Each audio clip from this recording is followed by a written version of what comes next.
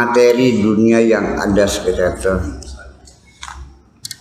tipuan gak? Padahal Allah sudah mengasih tahu bahwa semua yang ada di sini ini semuanya hanya main-main dan senda gurau. Kehidupan itu adalah kehidupan yang main-main dan senda gurau. Nggak ada yang serius kok. Nggak ada. Semuanya main-main dan semuanya akan berakhir. Kalau tadi itu Syekh Abdul Qadir Al-Jalani untuk menghilangkan atau membersihkan hati kita dari cinta dunia dengan cara membayangkan tipu daya dunia, mentertawakan, menghancurkan. Saya mungkin bisa menyampaikan dari sisi yang lain bahwa pertama kali bahwa kehidupanmu di dunia ini kontraknya terbatas singkat. Ada awalan dan ada akhirnya. Engkau tidak akan selamanya tinggal di sini. Apapun yang kau telah kumpulkan itu semuanya akan kau tinggalkan semua. Jadi kita harus memposisikan harta benda itu tidak lebih hanyalah sebagai fasilitas. Ketika sudah selesai masa jabatanmu, ya harus diserahkan kembali. Dipertanggungjawabkan. Iya. Ketika mobil dinas itu kamu pakai buat ke tempat-tempat yang kotor-kotor, nah nanti GPS-nya itu berbunyi di sana di setda kan gitu. Loh, ada apa ini Pak Kadis nih main-main ke situ ke Golonggong nih.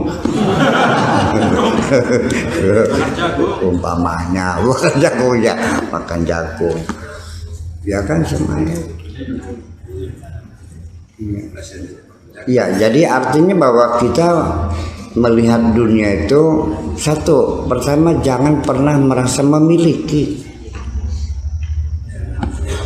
Itu hanya hak guna pakai. Yakin enggak? Saya punya bukti kuat yang tak terbantahkan. Apapun yang nantinya harus dikembalikan itu bukan milikmu. Masih nggak yakin juga? Apapun yang namanya kekayaan yang kau miliki, kalau suatu ketika harus ditinggalkan, itu namanya main-main. Iya. Dan semuanya akan dipertanggungjawabkan.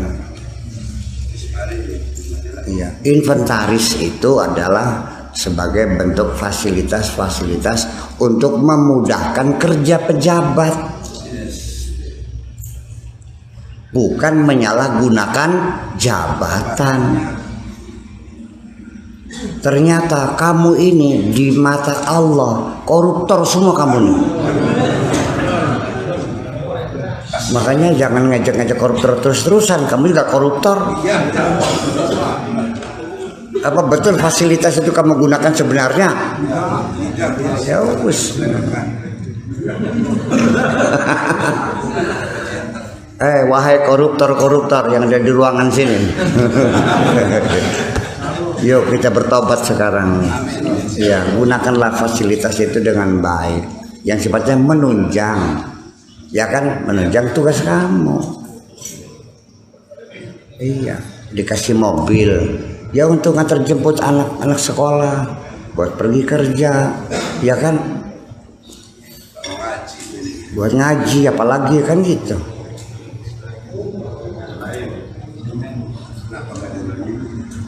Nih, fasilitas yang ada di dalam jasadmu itu luar biasa. Harganya tak ternilai. Kecanggihannya lebih canggih dari alam semesta yang ada dalam dirimu itu. Dan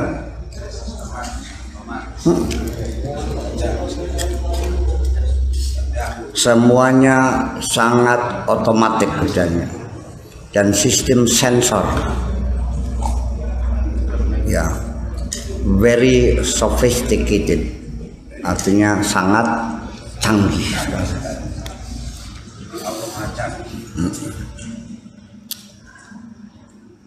Pertamina itu kalau lihat di Balongan tuh kabel-kabel pipa malang melintang puluhan ribu, wah rumet kelihatannya.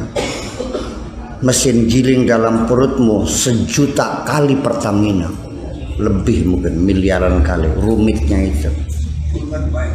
Iya. Pertamina menghasilkan apa?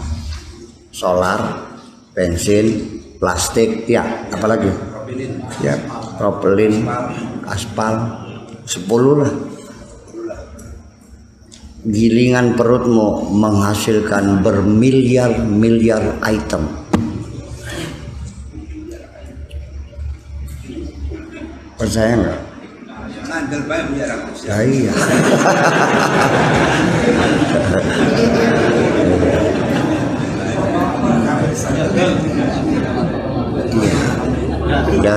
Dan semuanya itu otomatis. Iya, dengan sendirinya. Karena kamu terima beres, karena yang bekerja itu akal bawah sadar, akal tidak sadar yang bekerja, yang mengendalikan akal tidak sadar. Akal sadar kamu ya mau ngaji, baca kitab, minum kopi, ngisap rokok, nyalakan korek, kacamata, yang itu yang ya itu aja. Nah, jadi nanti pada akhirnya semua itu akan bekerja berbeda antara al-aqlul wa'i dan akal la wa'i, akal sadar dan akal tidak sadar itu. Semua peristiwa yang kamu lihat, kamu dengar, kamu rasakan, ditipu orang, dimuliakan orang, dihina orang, semuanya itu jatuh dari mobil, tabrakan, semuanya masuk dalam ruang data, terdata semuanya.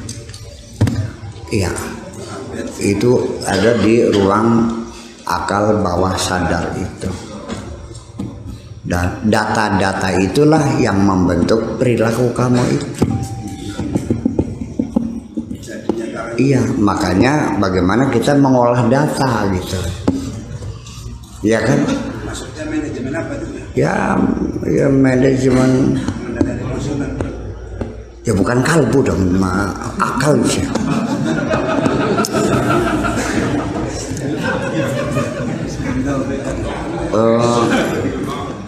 Ya hati lain lagi itu kita akal bawah sadar. Jadi seseorang itu kenapa kok sikapnya selalu penuh curiga? Ya karena dia dalam hidupnya terlalu sering ditipu orang. Iya kan? Ya dong. Itu data-data itulah yang membentuk perilaku, sikap pribadi kamu, kepribadian kamu dibentuk itu. Kenapa kok jadi orang penakut? Kenapa minder? Kenapa orang jadi penyedih, gitu, murung? Kenapa jadi gegabah? Kenapa jadi rapuh hatinya? Ya kan begitu. Oh, rapuh hatinya kok segitu aja udah nangis. Ya soalnya dulunya anak mama. Disayang-sayang, ditimang-timang, apa maunya diturutin semuanya. Anak mama dulunya. Iya, begitu mondok di cadang pinggan, dilarang pakai HP, bawa HP dirampas, nangis, pulang bubar sudah. Iya. Iya. Jadi gimana? Dan itu kan terjadi kan di luar keinginan kita. Nah makanya kita sendiri juga harus punya teknik pengelolaan data sendiri. Ya dong, dipilah-pilah master filingnya disimpan ke gitu. Itu yang kadang-kadang yang sering terjadi itu di luar keinginan kita dan tidak pernah kita panggil, memori itu akhirnya mereproduksi sendiri. Nah, itu. Iya.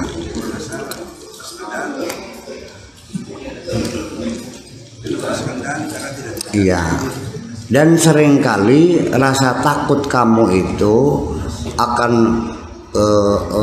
takut menghadapi sesuatu itu sebetulnya tidak ada makhluknya mah. Itu dicipta oleh pikiranmu sendiri. Iya. Iya. Nah, bagaimana kita mengelola hati ini? Al-Quran penuh dengan petunjuk tapi lewat.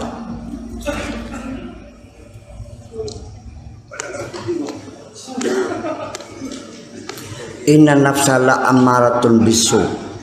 Nafsu itu selalu ngajaknya nggak bener aja, ngajak saja. Ya kan gitu. Wa ma ubari'u nafsi. Aku tidak bisa melepaskan nafsuku. Inna nafsa la amaratum bisu. Nafsu itu selalu ngajaknya jahat saja. Illa ma rahima rabbi, kecuali yang disayang oleh. Jadi supaya kita itu mengurangi kejahatan, kita bangun kasih sayang kita, dipaham-paham. Ya gue belum nutup sih Rob.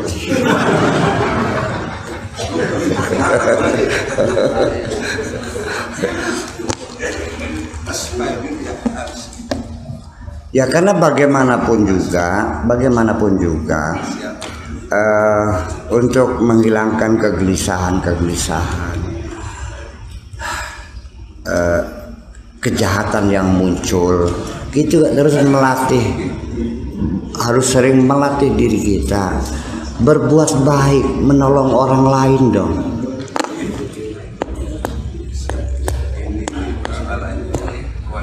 Iya, sampai nanti kamu akan dapat merasakan kebahagiaan tersendiri ketika engkau bisa menolong orang lain. Kalau setelah menolong kamu kecewa, berarti kamu masih gagal. Sampai kapan? Sampai kamu merasa senang menolong orang lain. Jadi kebahagiaan yang sejati itu bukan hanya kamu merasa bahagia, tapi ada bagian penting yang tidak dipisahkan, yaitu kamu merasa bahagia ketika engkau bisa membahagiakan orang lain. Sebab tidak mungkin kamu bahagia tapi membuat orang sengsara, palsu kebahagiaannya. Itu nafsu.